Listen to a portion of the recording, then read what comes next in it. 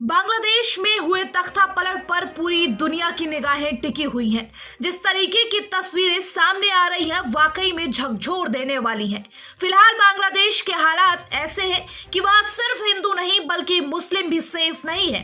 हालांकि इस घमासान के दौरान हिंदुओं को निशाना बनाया जाएगा, इस बात से हर कोई वाकिफ था, लेकिन ये कोई नई बात नहीं है क्योंकि बांग्लादेश में आए दिन हिंदुओं को निशाना बनाया जाता है, उनके साथ दुर्व्यवहार होता आया है। लेकिन इस वक्त हालात ऐसे हैं कि इस्लामिक कट्टरपंथी सिर्फ हिंदुओं को नहीं बल्कि उनके धार्मिक स्थलों को भी निशाना बना रहे हैं। आजादी के बाद बांग्लादेश सबसे बड़े संकट से जूझ रहा है। जो बात परेशान करने वाली है वह जमात और कट्टर इस्लामिक संगठन के पावर में आने से अल्पसंख्यक समुदाय काफी खतरा महसूस कर रहे हैं।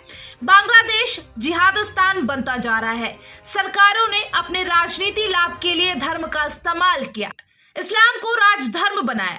हिंदुओं और बौद्धों की हालत दयनीय हो गई है। हिंदू विरोधी घटनाएं बढ़ती जा रही हैं। मैं तो इसे बांग्लादेश कहती ही नहीं। ये शब्द है मशहूर लेखिका तस्लीमा नसरीन के, जिन्हें 1993 में उनके चर्चित उपन्यास लज्जा के प्रकाशित होने के बाद बांग्लादेश से निष्कासित कर दिया गया। अब प्रधानमंत्री शेख हसीना भी उसी दौर से गुजर रही हैं। मीडिया रिपोर्ट्स के अनुसार जब रिपोर्टर ने वहां के हिंदुओं की स्थिति जानने की कोशिश की, हिंदू अल्पसंख्यकों से वर्तमान स्थिति जानने की कोशिश की, बांग्लादेश में दहशत में अल्पसंख्यक हिंदू समुदाय पर भी प्रदर्शनकारी हमले कर रहे हैं। मंगलवार को तड़के कुछ प्रदर्शनकारियों ने हिंदू अल्पसंख्यक पर हमला बोल दिया। इसमें 2 हिंदू ने अपनी जान गंवा दी है। देश में विरोध इतना बढ़ा है कि उन्हें अपना मुल्क छोड़ना पड़ा। सेना के आगे उनकी एक भी नहीं जली। बांग्लादेश को छोड़कर वह भारत पहुंच चुकी हैं।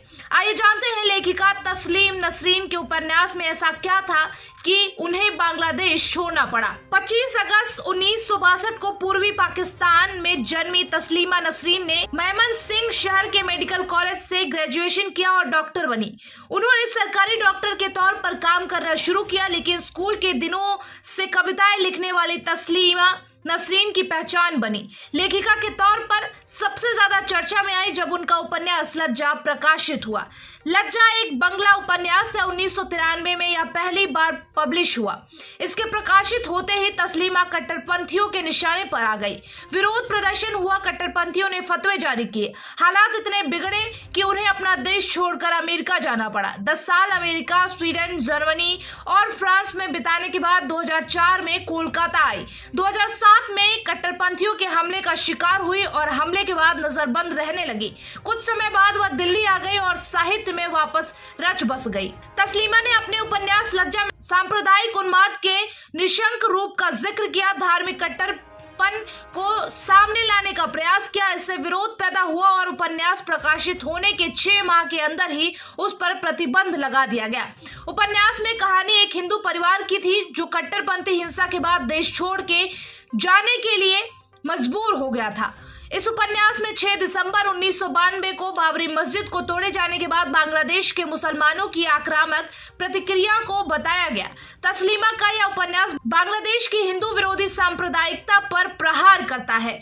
तस्लीमा ने बांग्लादेश में हिंदुओं पर होते हमलों पर अपने एक इंटरव्यू में कहा था कि क्या आप इस देश को दूसरा तालिबान बनाना चाहते हो? अगर आपके दिमाग में जहर भरा जा रहा है तो सारी तरक्की बेकार है। इंसानियत से बड़ा कोई दूसरा धर्म नहीं होता, लेकिन बांग्लादेश में इसकी शिक्षा ही नहीं दी जाती। मैंने महिलाओं और मानव अधिकारों पर लिखा है, इसलिए मैं वहां ताउम्र कट्टरपंथियों के निशाने पर रही।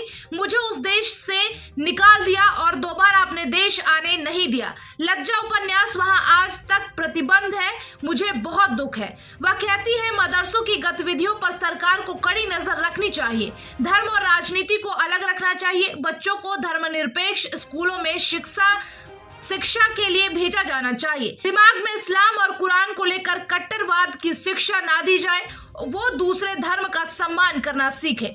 Bureau report, TV7 Bharat.